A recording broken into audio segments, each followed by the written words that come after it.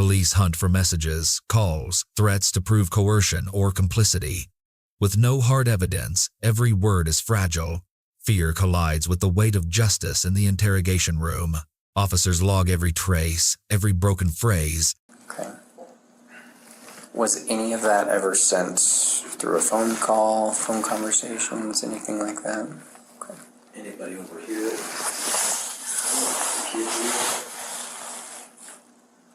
Can we try our best? And I know this is difficult, but let's try to do a time, just a linear timeline of what happened that day. Okay? You had mentioned, and I'll help, okay? And you correct me if anything I'm saying is wrong. You said that Leroy was upset because he thought KJ was snitching or ratting to the police. Is that correct? Yeah. Was that before all of this happened? Yeah. And you said that he said something like it had to be dealt with. I don't want to be putting words in your mouth, okay? So if I'm wrong, please correct me. No, that's not at all what I said, man. Okay, I thought you said something along those lines. Maybe I'm mistaken. So what did he say? God, now I'm just like confusing myself. But I just know I didn't do this. Okay. I know that I was scared of a man who had just physically hurt me and it put me through mental and physical abuse for 10 years. Okay. When I tried to walk out of my house, he grabbed my arm. This was the day that this happened? Yeah, this was when I walked in my house and I seen what was up, which was KJ on my floor dead. What part of the floor? It was my bedroom. Your bedroom. Okay. You said he was on the bed, right? No, I didn't say he was on the bed. This is why I'm like, I'm not trying to... And we're not trying to put words in, just sometimes... No, but I feel like you guys are trying to confuse me, and No. I'm not wanting to be confused. I just want to tell you guys what happened. Okay. And then I guess, We're not trying... go spend more time in prison, jail, whatever it is. We're not trying to confuse you at all. Sometimes we just get a few things mixed up and we just try to clarify. Him from where my bathroom-ish area, that's where he was laying. It was like right in front of my bathroom-ish area. Okay. Dude, he had a bag over his head. He told me that he was going to hurt me if I didn't help. Okay. Now this may seem like a silly... And I dragged him from that area to the cutout that was in my bathroom, or my... As she recounts dragging the body through the dirt of the crawl space, the scene takes shape in the investigators' minds. Each fragment reveals the violence and psychological pressure she endured that night. With every word, the truth moves closer or further away. Closet.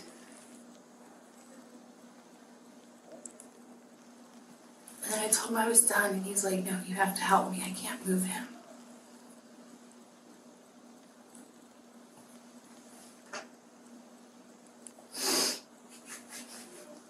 Can you walk us through what happened from thereafter? Yeah, I helped pull him. Down into the hole? No, just over, because he fell. He fell. Into the hole?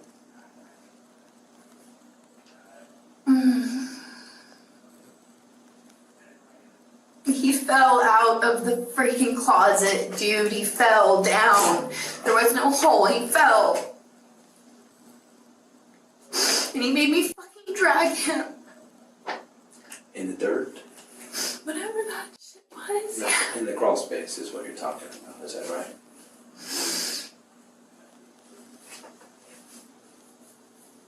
So you were actually in the crawl space dragging him? Was he down in there with you, helping drag him? Yeah. Because that had to have been pretty hard. That's when I told him I was done. I was like, I'm done. Dude, I remember having to crawl over KJ. I just remember not wanting to be there. not wanting that to be my house.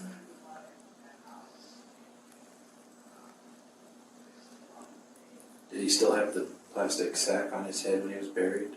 I don't know. Do you ever know what As happened soon to as that you said sack? it, I don't know what happened with that. I know that the next thing I do, the next day, Leroy came over with cement. What And type of... I didn't go down there. I didn't want to know. What type of cement? Was it a... Okay. Did he have his own tools with him? Like shovel or anything like that to do the mixing? It's what he did. Did he do construction? Yeah. Okay. He had his tools from his construction. Okay. Did he bring a third party into this? It was just him. Details of cement and the material used to cover the body paint a cold picture. Was this concealment or panic? That distinction is the key to defining a premeditated crime or an act under duress. The light, the cement, and the silence form a chilling frame. Do you know if he told anyone about that? Probably not. As, you know, he's sitting there telling me that if I tell anybody, he'd kill me. So... Did you guys ever speak of it again? I just wanted to ask a couple more detailed questions, and these might be difficult, okay, and I understand that. But obviously that's going to help us in our investigation. Do you remember what KJ was wearing? No. Okay. Again, this might seem like a kind of a difficult question. Was he stiff? Oh. Was he still warm? Do you remember those things? No. Okay. I don't. Okay. I remember him being blue. Blue? His whole body? His arm is what I'm remembering. Did you ever start to notice an odor? When people die, they tend to start to smell not the best. So I don't know if you ever noticed that, or did it not come through? I never noticed anything. Did any of your neighbors ever mention anything?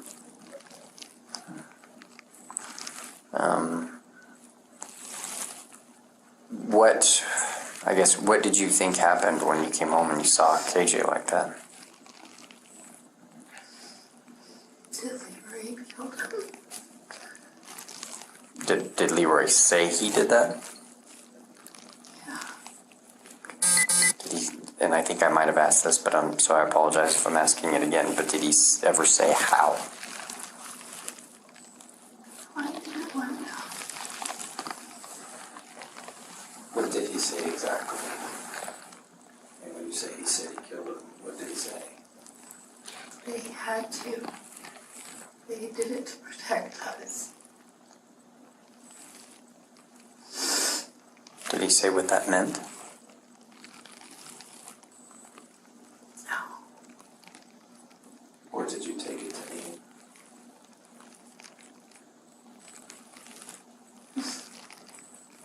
Dude, I don't. What did I take it to mean? Dude, I don't know. I know how screwed up my baby's daddy is. Okay, his father just died in prison. The case enters a tense legal phase. She is detained, her statements shifting under pressure. In her cell, memories are dissected layer by layer as justice begins asking what the crime truly was. Her silence now feels like a delayed confession.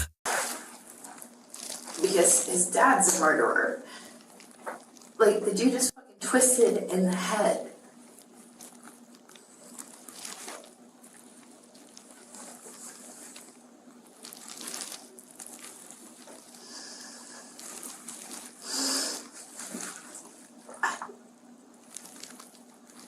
I don't want to talk about this anymore right now. Okay. We can go ahead and stop for right now. I'm sure this is very difficult. So I think you've probably seen me in court before. I'm one of the prosecutors on the case. I know Elsa talked with you kind of like you're here for a proffer. This is the main detective. You've met him before, Jeff. And I'm Lisa. I guess we've never introduced. I'm not supposed to talk to you without your lawyer. So we're going to kind of let you hear what you want to say today. And then, Jeff maybe will have some questions. I mostly won't say too much because I'm not the investigator on the case. Does that all make sense? Yeah. Well, we're saying initially we just give you another chance to kind of tell us about what happened that day. And then from there, we can ask some more questions. I don't remember why KJ was coming over that evening, but KJ was coming over, and I didn't know he was coming over. All I really remember is that Leroy had a 9mm on him, and that when he seen my cameras that KJ was at my door, he told me that I was going to do what he was telling me to do. I don't remember if it was that day or previous days, but he was talking about KJ was trying to set him up. They were both part of, I don't know, they both got in trouble, but KJ was trying to set him up. So I opened the door, and then the next thing I know, KJ had my 20 gauge in his hand. Leroy? Yeah. Did I say KJ? You said KJ. Leroy had my 20 gauge. I don't know, the next thing I remember is KJ was in my bedroom. And Leroy, to me it felt like it lasted for hours. My kids were sleeping, so it was probably, I don't know, 1 in the morning when KJ got there.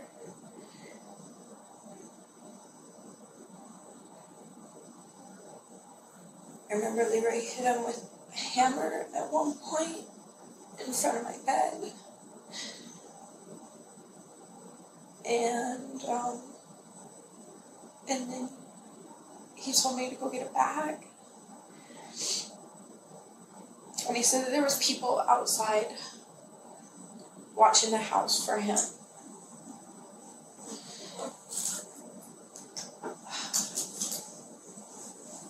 He ended up trying to use the bag on KJ, and KJ ended up getting out of it.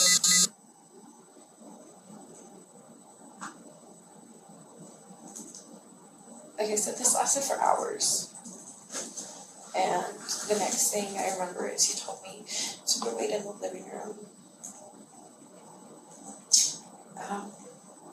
Where I kind of just sat there. I was kind of scared because he said that there was people outside waiting for me if anything did happen. And then the next thing I know is it was getting time for like my kids to be waking up, and I walked in the bathroom, or in my room, and in the bathroom he was pulling on something. I think it was a wire that was attached to KJ's neck.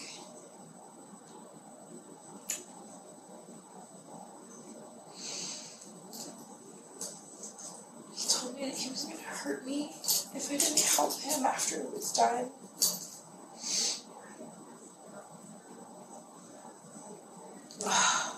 And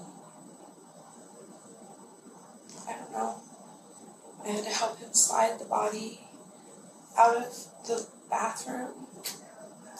He forced me to clean up all of the fucking blood. And then I sat with that like that for probably 2 days until they were came back with cement. And that's when he covered him with cement. And that's pretty much all of it. Not pretty much, that's all of it. Okay. Well, I'm sure that's probably pretty difficult to go back through all that. I've been going through it for about 5 months. Longer than that, because I've sat on top of his body for about a year.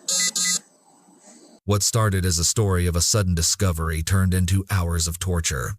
Each new detail revealed darker truths, pulling her deeper into the spiral of crime. Now, if you don't mind, I obviously have some follow-up questions about some of the things that you said.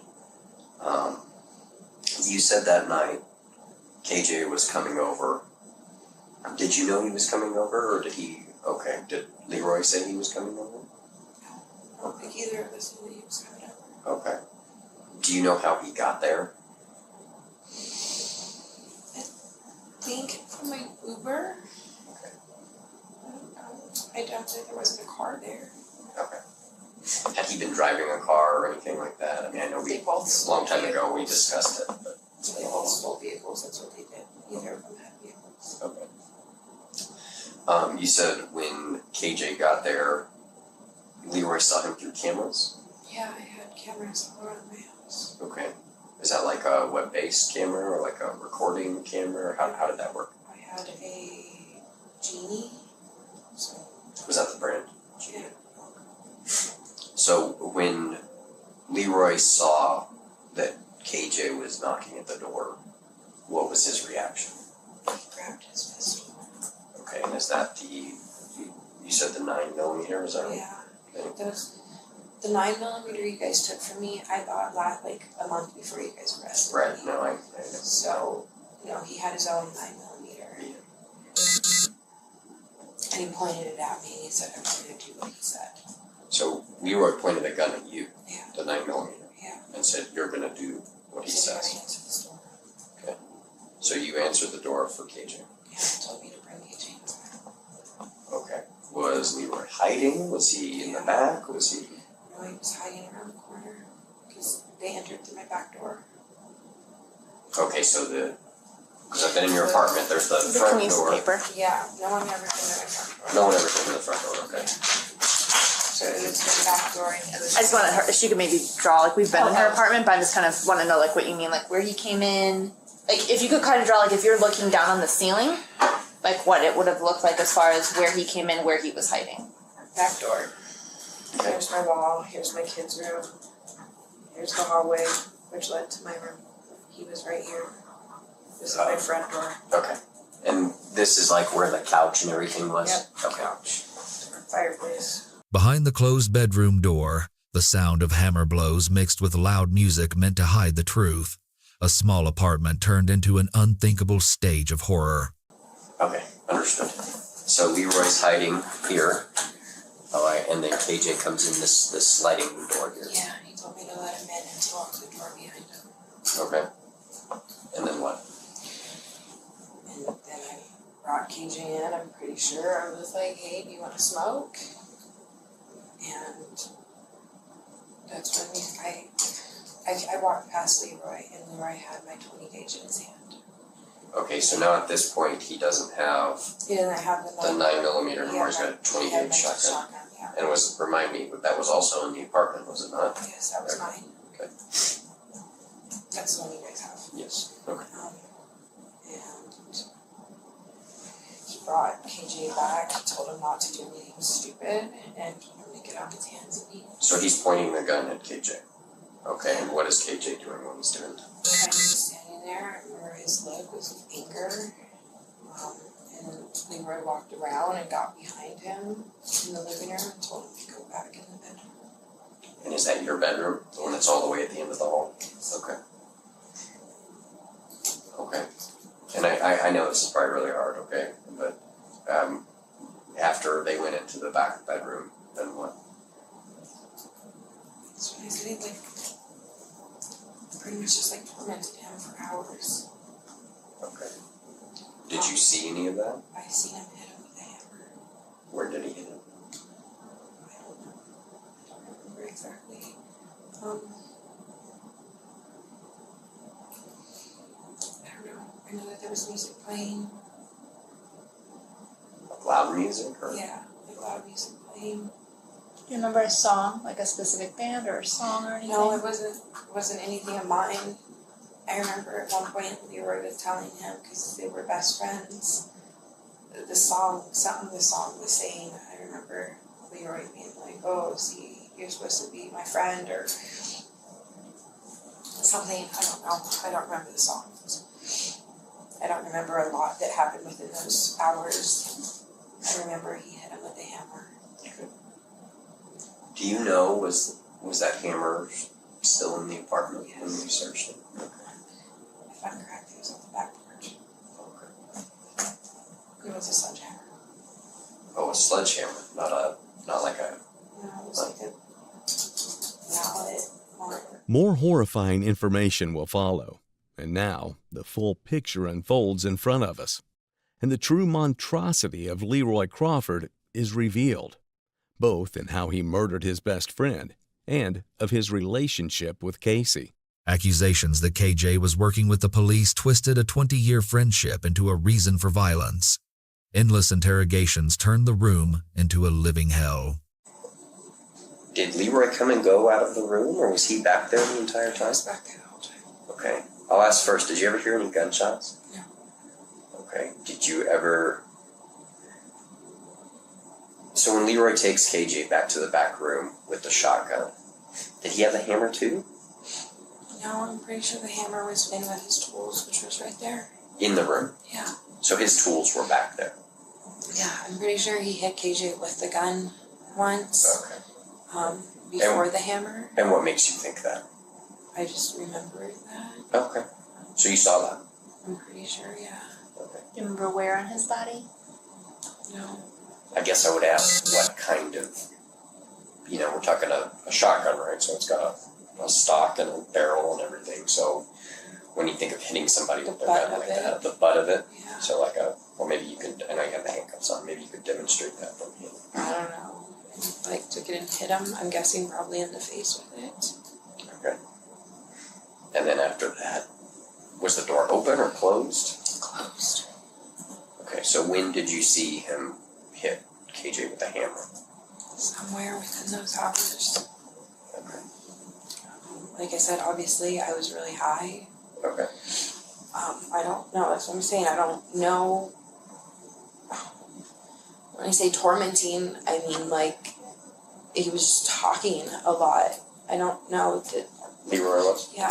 Okay. To KJ. Do you recall what kind of things he was saying? I think he was trying to get out of him that KJ was working with the feds. Okay. So Leroy thought that KJ was working with the government or the police or something like that. Yeah. Okay. And I know we even discussed this a while back, but what made him think that? I don't know. Okay. Leroy kept a whole life away from me. That I didn't know anything that didn't go on inside that house I didn't know about.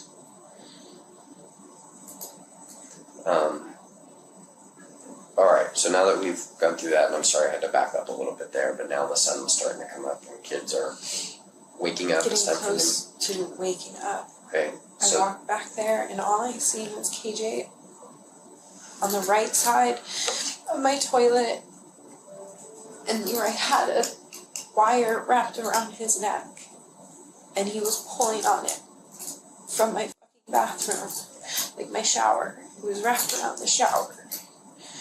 okay, so KJ is being pulled around the neck with this wire, and that wire is wrapped around the shower head, the shower curtain, Shower door. shower door. Okay.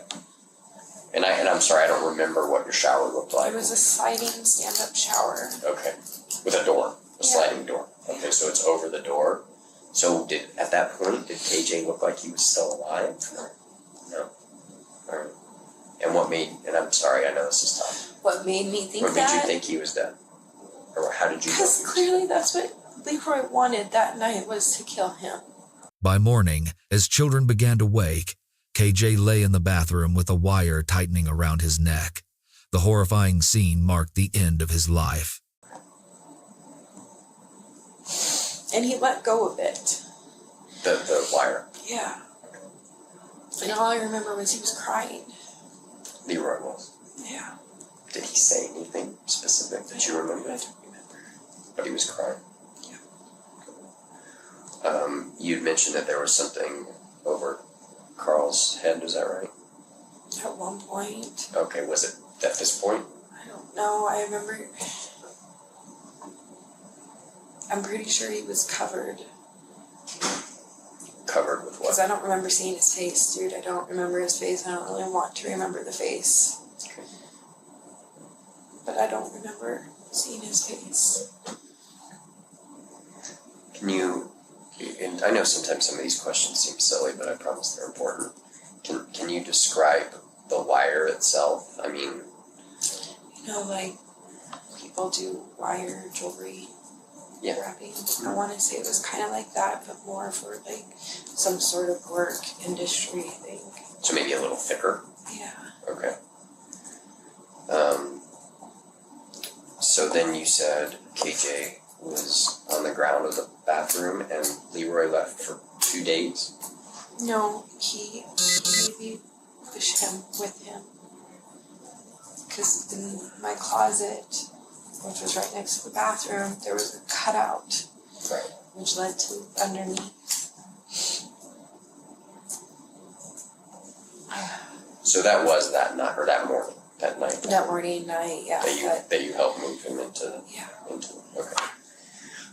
At that point, was Leroy still threatening you, or? Yeah, he told me that, in his words, we were gonna have fun if I didn't help him, which that Or did was you his. take that to me? He said that to me before. It's a sexual thing for forcing me to have sex with him. Okay. And he said I wasn't gonna like it. I remember him telling me that he was to hurt me worse than he'd hurt me before. And I was scared. He just killed his best friend. Casey goes on to describe acts done to her by both Leroy and other men in her life, which are too violent to show on camera. Eventually, she gives a final account of that night, ending with what she believes to be the cause of death. Do you know, I know KJ and Leroy, you said, stole cars together. They stole a lot of stuff together. They stole a lot of stuff together, okay. Can you elaborate on that a little bit? Threats and coercion kept her from escaping. Watching her boyfriend kill his best friend carved scars into her memory that would never fully heal. I mean, Leroy told me that him and KJ robbed Big Five for all of their guns. I remember, obviously, cars, because he'd sit there and boast about how he just stole this car, or here, Casey, here's a touch screen that's out of this stolen car. Like, he tried to bring me stuff. I don't know how he got it, but, like, I had a TV stand at one point. I had a water purifier. I don't know. I'm guessing any and every way to make a dime.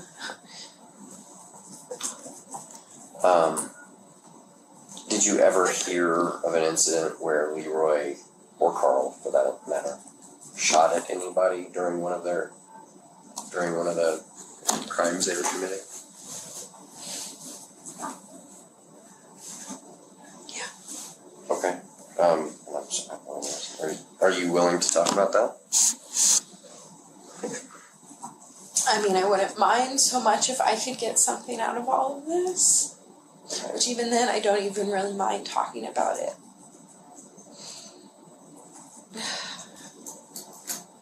He told me that he was trying to steal a car, and I'm guessing it's the exact case he's sitting on, and that's also why you're asking me. He told me he was trying to get a cat, or the car, I don't remember. And the old man came out, and I thought Leroy said that he shot like a warning shot off. And that the old man had one of his friends by the arm, and that's what Leroy was trying to do, was scare him by shooting the gun. I'm guessing this is the same case he's sitting on. I don't know. Was the friend KJ? And honestly, what I'm just trying to do is, it just sounds like before all this, they were really good friends and they did all this stuff together. So I'm just trying to KJ let us sleep at his house when I was pregnant with my daughter. Mm-hmm. They were good friends from what I was told. They've been friends for 20 years. Right. And like KJ told me once, is that he was always fixing Leroy's fuck-ups. Okay. But that's the only incident, and I don't think it was KJ that they had. I think it was somebody else. Oh, okay. The body was dragged beneath the crawl space through a closet opening. A white mattress cover became its final shroud, but also undeniable evidence of the crime. I was going back to some of my notes from before. There was one thing specific, and I hate to come back to KJ being tied up and all that stuff with the thing around his neck, but he had something around his wrist. It was like a rope. Can you describe that? Pretty sure that's what he was using to pull. Because he made me push and he was pulling with something. Okay, when you say pull, what do you mean? Pull his body. Pull his body? Like to get under the crawl space? Yeah. Okay, but not for the hanging portion where he was hanging from the shower door? No. Okay. Do you know when KJ was drug under the crawl space, what was he wrapped in, or what was on him? It was my cover to my bed. He put it over him, if I'm correct. I'm sorry? They said it was the cover to my mattress he put over him. Okay. The cover to your mattress. And, Yeah. and Leroy said he put it over him, or he did put it over him? Yeah, he had it laying on the ground. When you say cover to your mattress, can you just, I mean, that can be a lot of different things. It was a different people. white cover that you zip up to keep the mattress clean. Okay, it's not like a comforter, like a zipped up. Yeah. Just so we're clear, what you would put on your mattress before you put on sheets and things like that. Is that Yes. that's what we're talking about? Yes. Okay. In this you may not know the answer to. What do you think it was that killed KJ? Strangulation. You think so? Yeah. Okay. He was sitting there pulling on something that was attached to his neck. Okay. So you think he was alive before that? Yeah. Even with being hit with the Mallet, gun and whatever the mallet. it was, yeah. Okay. What would you be basing that on, just for the purpose of our From what I've understanding? seen. Okay. Can you The elaborate? wire was wrapped from Leroy's hand. He was holding it, was wrapped around my shower and went to KJ's neck. And was KJ moving at some No. point? Okay. All I'm trying to understand. Why do you think he was alive before then, though? Okay. Because he was alive when I left the room. Which room? The bedroom? The bedroom? Because I walked out. Walked out because it was getting... I didn't want to see, I didn't want to witness any of this. I didn't want any of this to be going on. The case ended with a heavy sentence. Leroy received 30 years in prison, Casey a suspended sentence.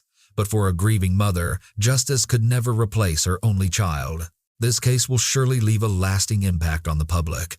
With the evidence and details presented, he will have to face serious charges and receive the punishment he deserves for his actions. Whether the sentence will truly serve as a deterrent and deliver justice to society remains in the hands of the court's final decision. What do you think about this case? Leave your comment below and don't forget to subscribe to the channel so you won't miss our in-depth analyses and can enjoy special benefits we'll be offering in the near future.